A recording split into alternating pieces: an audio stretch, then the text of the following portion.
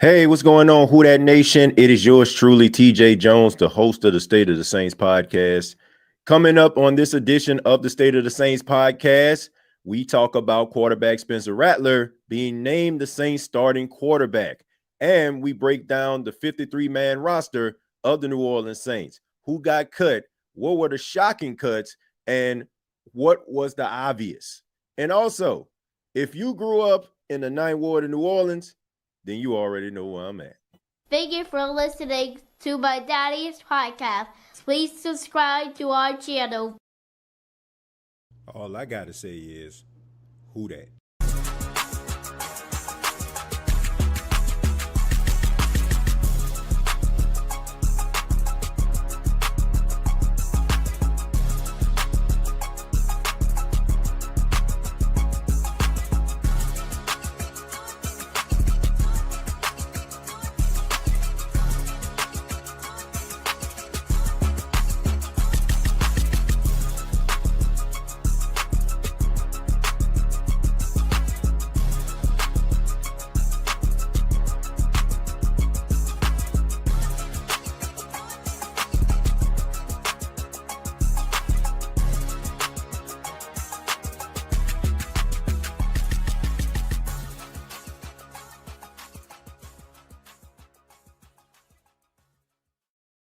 Hey, what's going on, Who That Nation? It is yours truly, TJ Jones. And yes, I am the host of the State of the Saints podcast. Thank you so much for checking out the State of the Saints podcast, where we talk New Orleans Saints. I just want to let everybody know before we even get started, I apologize if my energy isn't where it usually is.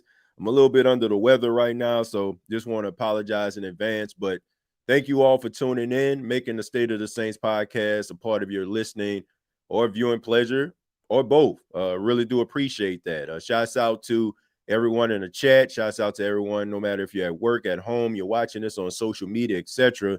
I really do appreciate it.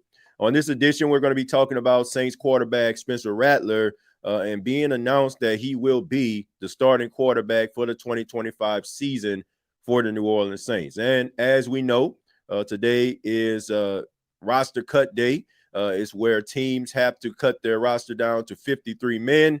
And we're going to be talking about some of the guys that made the roster, some of the guys that got cut, what were the shocking cuts, what were the obvious cuts. We'll get into all that. I also want to let everybody know immediately following this show, the NFC South Roundtable takes place at 8 p.m. Eastern Time, 7 p.m. Central. So right after this show, we'll be heading over to the NFC South Roundtable to take part in that. So if you're not doing anything, feel free to come over. I put the link inside of the comments. But let's go ahead and get into it.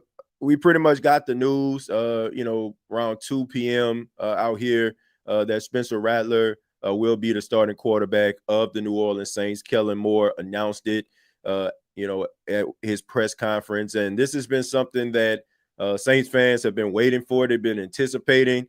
It got to a point where people didn't even really care who was the starting quarterback. They just wanted to hear who was it going to be. It was getting a little bit monotonous, if you will. But, Spencer Rattler gets the start. And, to me, I think it's the right move. You look at both quarterbacks.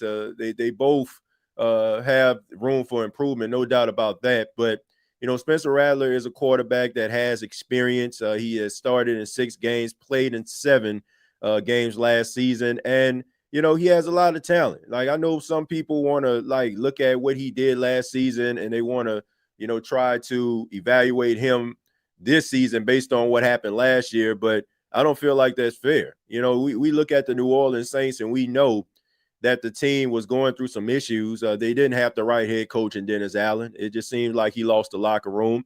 You had a plethora of injuries, and this guy was out there with a makeshift offensive line and incapable wide receivers. You had guys like Marquez Valdez-Scantling on the team who just got there a couple of days ago. He out there making plays. You got Dante Pettis, who was a practice squad guy, and you're out there trying to make things happen with that. And, there was a lot of missing pieces. I mean, nobody would succeed in that type of situation. I tell people all the time that, You can't evaluate quarterbacks based on, you can't fully evaluate them if things aren't going, in the right direction. And I don't feel like people have a full understanding of what Spencer Rattler can bring to the table. I think that those games last season can help him.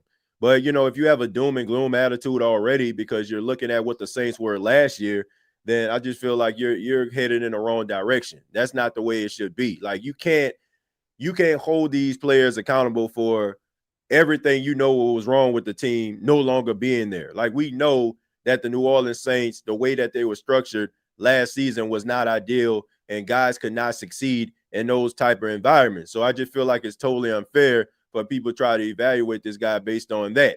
But, Kellen Moore feels like they got the right two quarterbacks. So this is his wheelhouse. He has a reputation of developing quarterbacks. He has developed quarterbacks like Dak Prescott. Dak Prescott is a very respectable quarterback in the league. You can say whatever you want about him, but he always puts up really good numbers. That's top 10. He worked with Justin Herbert, worked with Jalen Hurts last season on their way to a Super Bowl with the Philadelphia Eagles. So he believes in his room. Now, I know some people might say, well, since Spencer Rattler started, it was just a waste of time going after Tyler Shough as a second-round pick. You could have used that second-round pick to get something else. I mean, that's up for debate. I'm not going to even lie to you about that. I'm not even going to try to make a compelling argument based on, what we actually see right now. I honestly feel, and this is just my opinion, I feel like the New Orleans Saints didn't really believe in Spencer Rattler abilities as much as he showed that they needed to. And allow me to elaborate on that. I think that when they drafted Tyler Shough, they just maybe thought that Spencer Rattler would maybe compete, but Tyler Shough would just jump ahead of him.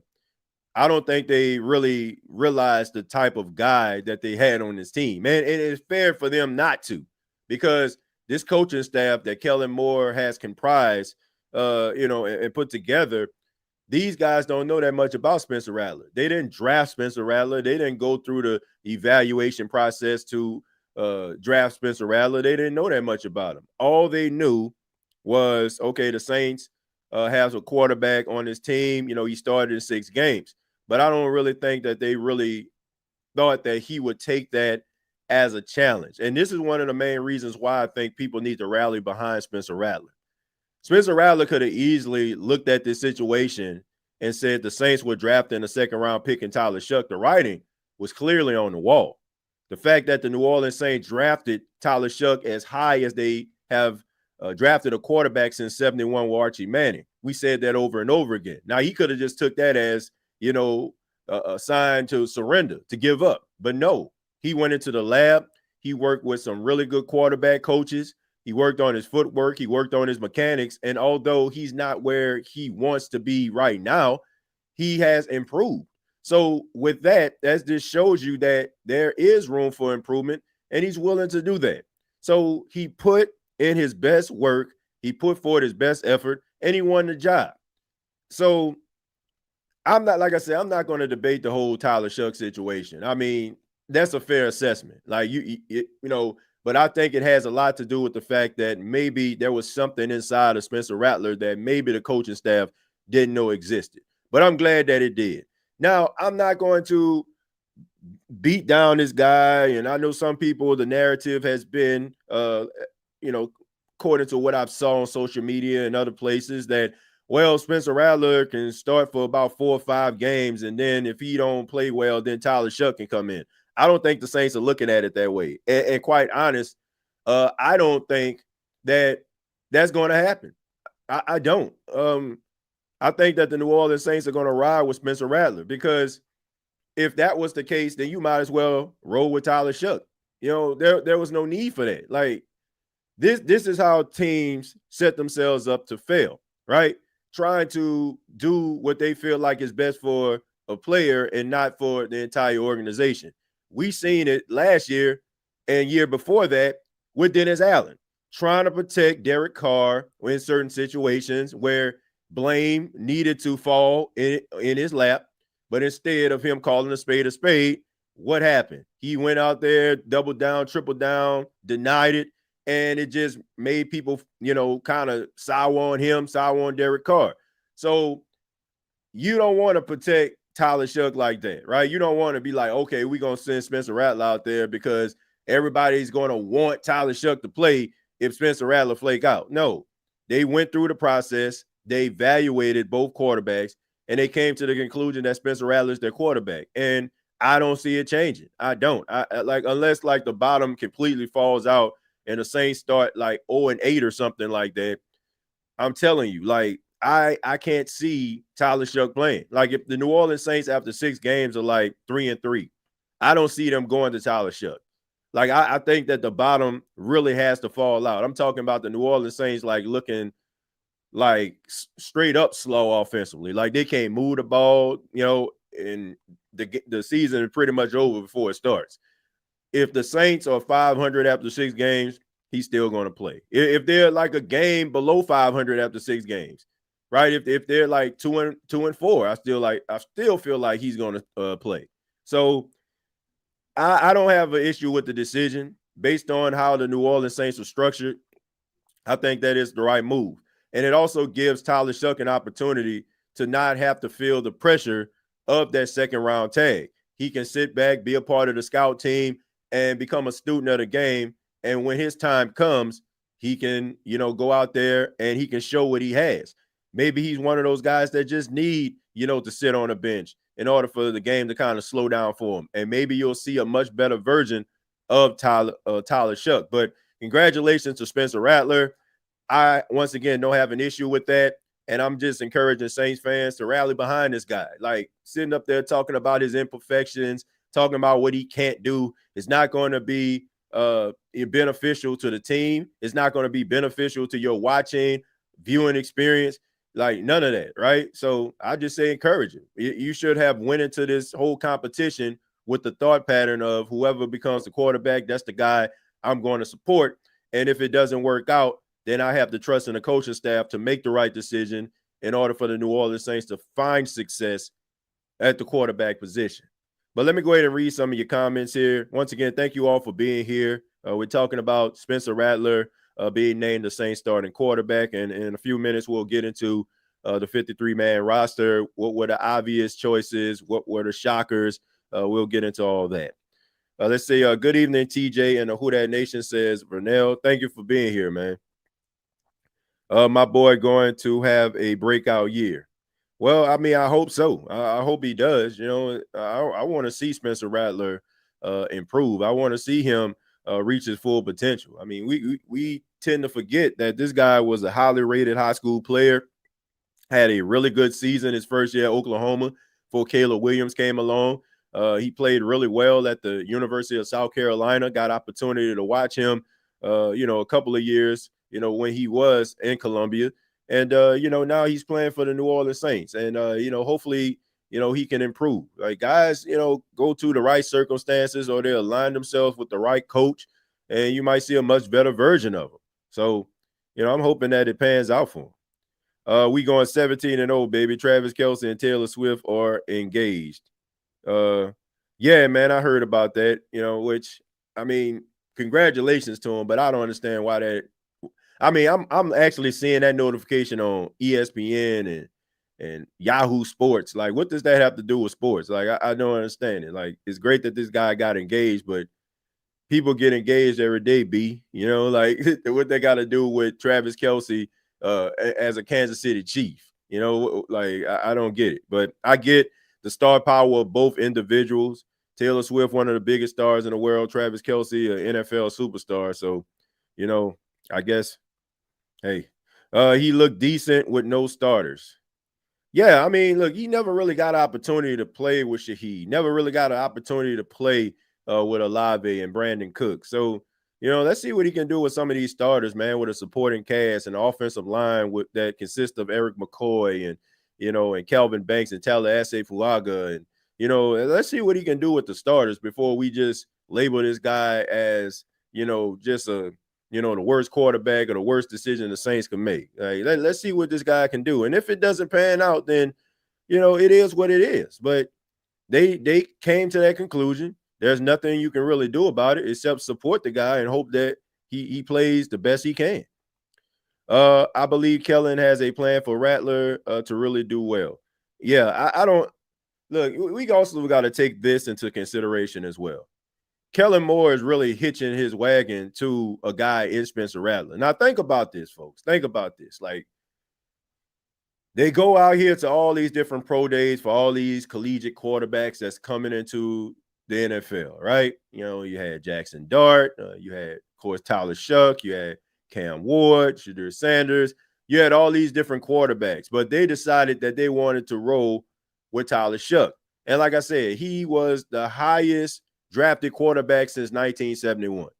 So for him to basically admit in some cases, okay, I thought that more than likely we're going to draft this guy and he'll end up being an insane starter. But instead, I'm willing to go with Spencer Rattler because I felt like he played better than the guy that I wanted to be the quarterback of the New Orleans Saints. So imagine that, right? So he's willing to admit, this is why I got so much respect for Kellen Moore, and my respect level for him continues to grow because we have seen coaches who come in to situations and they'll appoint a player, and it's probably obvious that that player may not be at this point better or being able to be lock in step with the quarterback or the veteran or whatever, right, on the team. And instead of the coach saying, you know what, I'm going to let this guy sit for a couple weeks, or if things happen, you know, he'll be ready to play. Instead, they just put the young guy out there and have him going through the motions, and people like, man, this is the guy you select? This is who you wanted to roll with? Oh, man, this dude sucked. And all of a sudden, his confidence is shot because he had no business playing instead of you actually going with the veteran. That is why I have respect for Kellen Moore, because Kellen Moore basically told you, I drafted this guy. I wanted him to be the starter, but I'm doing what is in the best interest of the team. I did a full evaluation. Which quarterback looked better with the first team? Who was getting the ball out of their hands? Who was making the right decisions? Spencer Rattler was making better decisions than the guy that I selected. So instead of me going with this guy, even though I wanted him to play, I'm going to go with the guy I feel like will give the team the best chance to win. This is the reason why you should respect Kellen Moore, because he is willing to admit when he makes a mistake. He doesn't have to, he's not pretending. He's not pretending. And, you know, he's also willing to admit, you know, that, you know, like, okay, I wanted this, but it's not in the cards right now. That's why I respect this guy, because this could have been like the competition was pretty much neck and neck. It was to a point where, you know, it was a coin toss, and it wasn't like Tyler Shough didn't give you justification for if he was named the starter, like you wouldn't understand. It wasn't that much of a degree of separation between the two quarterbacks. So he could have easily, you know, went with Tyler Shough because it was justified because neither quarterback separated himself from the other that much. But he was willing to look at practice. He was willing to look at the film. He was willing to look at all the little things that makes a quarterback successful.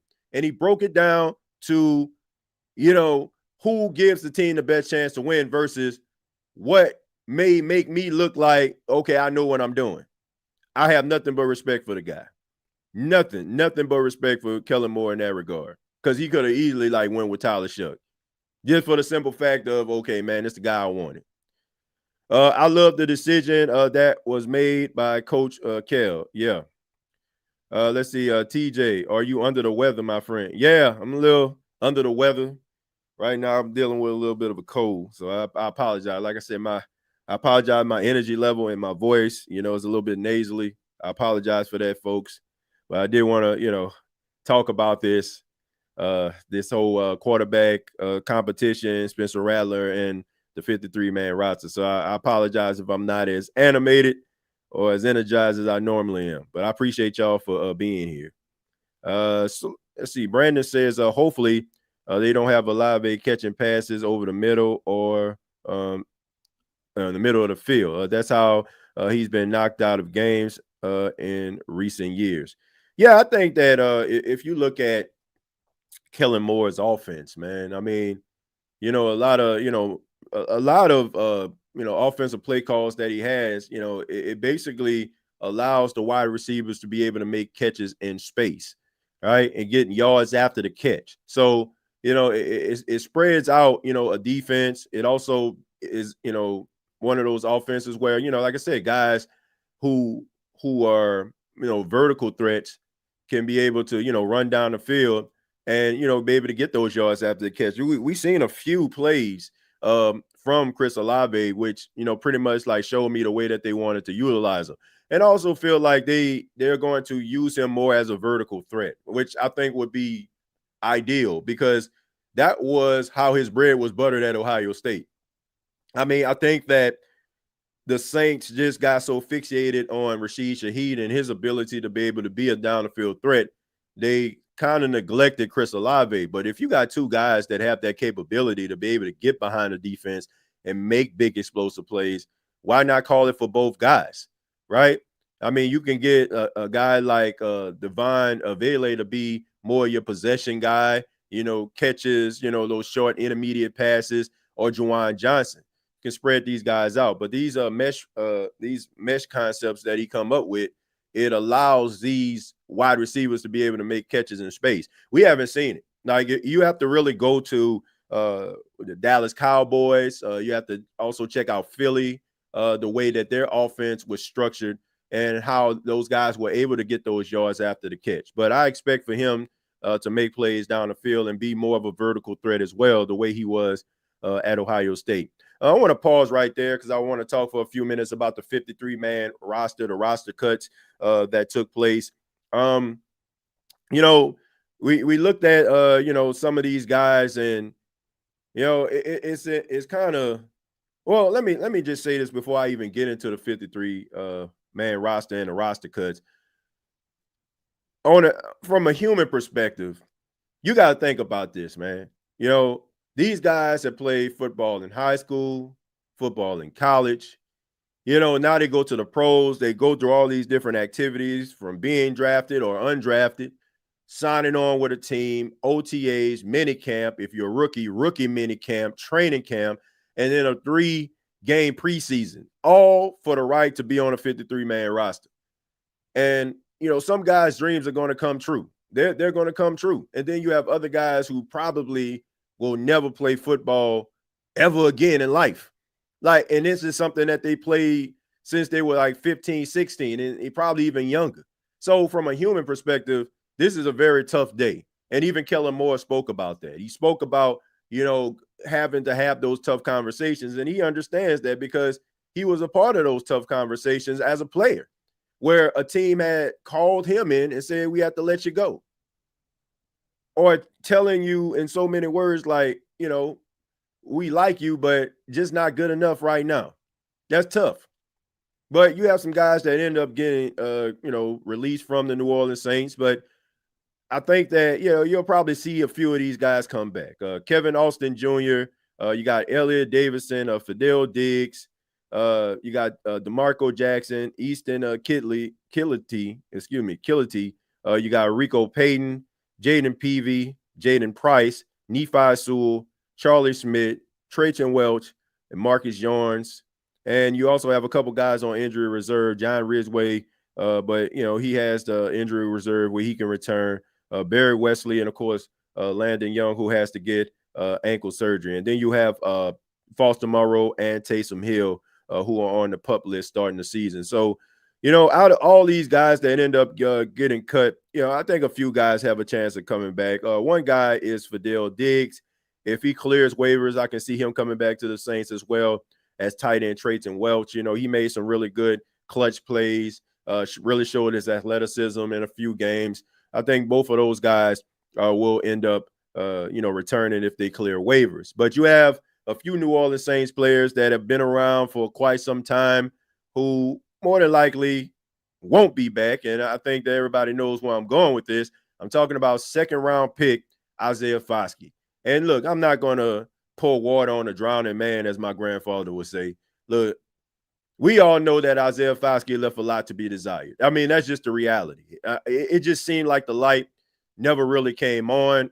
He never played with the type of intensity, the type of veracity that you would like to see a player play with. It just seemed like he just lacked aggression. They're like he was just out there, not really necessarily knowing what he's doing, thinking way too much, not really being instinctive. Like, and I think that cost him. Like when you're playing football, you got to have a belief in yourself, and you also got to play free. Like I always, notice like if my mind is cluttered, I never perform well. Never, right? I don't care what I'm doing. Like if I'm thinking about something else, I got something in the back of my mind, then guess what? I'm probably not putting my best foot forward. And, I just think that it just kind of got to him. And look, the Saints, they cannot absolve themselves of this situation. Mickey Loomis, he whiffed on a draft pick. And the Saints have got to get better at drafting these players in the top 3 rounds. I mean, I look around the National Football League. I just seen a report that Peyton Turner got put on IR. I mean, Peyton Turner was the 2021 draft pick of the Saints a couple of years back. I mean, this guy is on injury reserve or, going to the injury reserve list for the Dallas Cowboys. You got Marcus Davenport whiffed on that. Like I said, Isaiah Foskey whiffing on that. Like they have got to do better. Like I don't understand. I understand you want guys who are locker room guys, good character guys. We all want that. But you also want some dogs in your locker room as well. And I honestly feel like the Saints put way too much emphasis on how good a guy is and how much character he has versus what he's going to produce on the field. I think they fall in love with the person more so than the play. And sometimes when they're making these decisions, when it comes to contracts, when it comes to selecting players, they think about the mental makeup of that person. Oh, he's a great guy in the locker room. He gave me eye contact. He shook my hand. And that's, like I said, those are good qualities.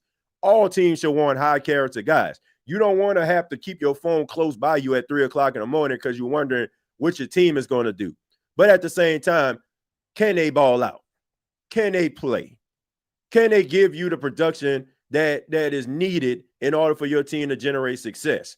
And this has been the issue with the New Orleans Saints. Trying to find these reality show success stories or these guys trying to overcome adversity. You know how these reality shows is. They interview you. Oh, what kind of life do you have? Do you have any struggles in life? This guy tore his ACL twice, but he still managed to have 7 sacks in his final season in college. Like, bruh, if he had these injuries in college, more than likely he's going to have it in the pros. You can't just negate that fact and just because this guy overcomes some level of adversity or something like that, like this is Survivor or Big Brother or something.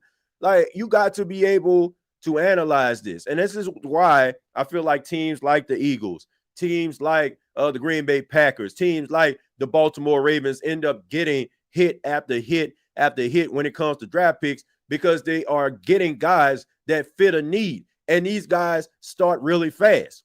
There's a reason why when the Baltimore Ravens cut their roster down, you see more Baltimore Ravens guys who are in their training camp and off-season activities go to other teams. There's a reason why that happens. It's because they evaluate these guys, and these players are really good. They have talent, but they have so much talent on their team already, they can't afford to keep the guy around. So I just think that they need to reevaluate things. I'm not saying like get away from everything that you do. I understand everybody has their own process and everything, but sometimes, man, they shoot themselves in the foot, man. You can't be out here looking for guys that, they overcame some type of adverse situation. Everybody don't have overcame adversity. Sometimes guys are just good. They were good in high school. They were good in college, and they'll be good for your team. Alfred, thank you very much for the 499. Says, I like how he checked the media today by saying we ain't getting into a quarterback debate throughout the year.